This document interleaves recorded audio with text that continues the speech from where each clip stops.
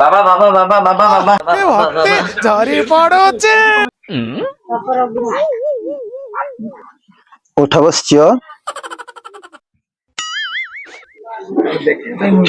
ଓಂ ଶ୍ରୀ ବିଷ୍ଣୁ ପାପଂ ପାପଂ ପାପଂ ସ୍ୱାହା। ଓಂ ବସ୍ୟ ତମର ଅସୁବିଧା କଣ?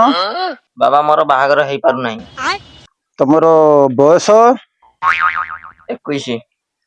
ଓಂ ନମ ଶିବାୟ ଓಂ ନମ ଶିବାୟ ଓಂ ନମ ଶିବାୟ। ଆଉ 4 ବର୍ଷ ପରେ ତମର 25 ବର୍ଷ ହବ। ବାବା ତମେ ମହାନ ବାବା ତମେ ମୋ ଆଖି ଖୋଲିଦେଲ ବାବା।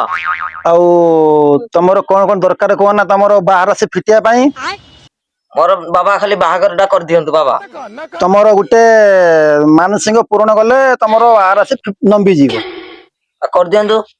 ଗୋଟେ ଧଳା କୁକୁଡ଼ା ଆଣିବ। ଆଜ୍ଞା ଗୋଟେ 8 PM ମାଲ ଟେ ଆଣିବ। ଆଜ୍ଞା ନନା। ତାପରେ ଚାଉଳ ଦିପାଇ ଆଣିବ। ଆଉ ସେଠି ଅରୁଆ ଚାଉଳ ଦିପାଇ, ଉଷୁନା ଚାଉଳ ଦିପାଇ, ଧଳା କୁକୁଡା, ଦିଅର 2ଟା, ତାଙ୍କ ସହିତ ତାପରେ ଆଣିଲେ ତମର ମନସ୍କାମନା 6 ମାସ ପରେ ବାହାଘର ଲମ୍ବିଯିବ। ଆଜ୍ଞା ନନା ମୁଁ ସବୁ ଆଣିବି କିନ୍ତୁ ବାହାଘର ତ ହେଇଯିବ ନନା। କନଫର୍ମ ପୁରା ଧମେଇକି ହବନି। ତ ବାପା ମତେ କୁଆଡେ ନେଇକି ଯାଉଛ? ଚାଲ ଚାଲ ତତେ ଗୋଟେ ମଠକୁ ନେଇକି ଯାଉଛି ଚାଲ। ମାଉସୀ ଏଠି ଟିଙ୍ଗା ବାବା ମଠଟା କୋଉଠି? ହଉ ହଉ ହଉ। ହଉ ବାବା ମୁଁ ଯାଉଛି ତାହେଲେ। ହଉ ଯାଅ ବସିଛ ଯାଅ ଭଲରେ ଘରକୁ ଯାଅ।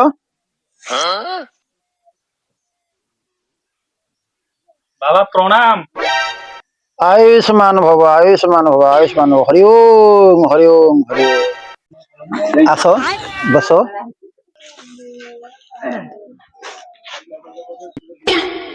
ବାବୁ ତମର ପ୍ରୋବ୍ଲେମ କଣ? ବାବା ମୋ ପୁଅର ଆଜି ପର୍ଯ୍ୟନ୍ତ ପିଲା ଛୁଆ କଣ ପାଇଁ ହଉନି ଟିକେ ଦେଖିଲେ। ଖାତା ଦେଖେଇଲ ବାବୁ। ଓମ୍ ନମଃ ଶିବାୟ। ତମର ବାହାଘର କେତେ ବର୍ଷ ହେଲା ବାବୁ? ବାବା ମୁଁ ଏପର୍ଯ୍ୟନ୍ତ ବାହା ହେଇନି। ମୋ ମଠ ଶୀଘ୍ର ପଳାଅ। ମୋ ମଠ ପବିତ୍ର ହେଇଗଲା। ଘୋର କଳିକାଳ ପଳାଅ।